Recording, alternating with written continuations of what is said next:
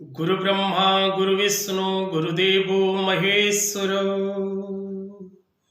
गुरु साक्षात् परम ब्रह्म तस्मै श्री गुरवे नमः।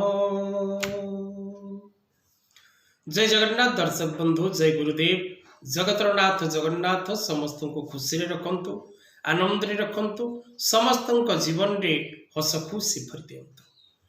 धर्मज्ञान टीवी यूट्यूब चैनल को आपण मान को स्वागत। जो मित्र माने हमारे चैनल को लाइक शेयर और सब्सक्राइब करि नामती से माने लाइक शेयर और सब्सक्राइब करबा को कदापि भूलंतु नहीं। दर्शक बंधु, आज ए कार्यक्रम माध्यम रे आमी आलोचना करिबा करज मुक्तिर सरल उपाय, ऋण मुक्तिर उपाय एवं ऋण मुक्ति पाई कौन रहिछि सहज सरल प्रयोग, जो प्रयोग करने द्वारा आपण ऋण भार मुक्ति पाई परिबे।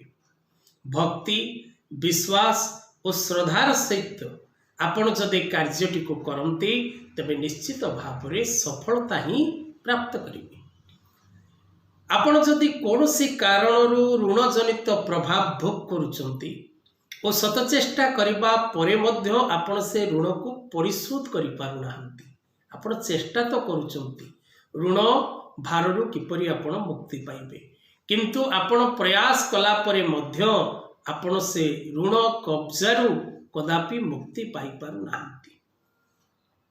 ऋण और करजरू मुक्ति पाइबा पई एही सरल धर्म उपायटी को करंतु, जहाँ शास्त्र रे वर्णित रहिछि एवं ए उपाय करिबा द्वारा अनेक व्यक्ति विशेष माने मध्य निज जीवन रे शुभ फल प्राप्त करिसंती एवं करजरू मुक्ति पाइसंती, यह परीक्षित अटे। तेणु विश्वास और श्रद्धा उपर निर्भर करे आपणकर कर्मर फलाफल। तेणु विश्वास और श्रद्धा युक्त ही कार्यटी को करने को चेष्टा करंतु। दर्शक बंधु, श्वेतार्क गणपति अर्थात धड़ा अरख गछ काठरे गणपतिंकर विग्रह निर्माण ही प्रायतः अनेक पूजा दुकान में बिक्री करा जाउची। प्राकृतिक उपाय प्रकृति द्वारा मध्य श्वेत अरख गछरे गणपतिंकर विग्रह प्रस्तुत हुए, ताहा भाग्यवान लोक प्राप्त करती। प्रायतः अनेक साधु संतों पाखरे देखा मिले एवं से रखि थांती, जहाँकि आपण से दिग प्रति दृष्टि दियंतिनी। तेणु प्रायतः आपण माने ताहा पाई पारंती नाही। तेणु जेतेबेले आपण श्वेतार्क गणपतिंकर विग्रह मार्केट रो कलेक्शन करि सारिबे, ताकू निज गृह को आनिबे ब्राह्मणों द्वारा बा निजे जदि पारिबे तेबे गंगा जल रे गणपतिंकर ओम गम गणपते नमः ए गोटे मंत्र रे गंगा जल रे स्नान करिबे, कंचा क्षीर रे स्नान करिबे, से विग्रहटी को पंचामृत रे स्नान करिबे, मधुरे स्नान करिबे। ए गोटे मंत्र आपण पढ़ंतु ओम गम गणपते नमः। तापरे लाल वस्त्र, लाल सिंदूर, चंदन, अक्षत, पुष्प, धूप, दीप एवं मोदक लडू बा किछि लडू भोग करिबे।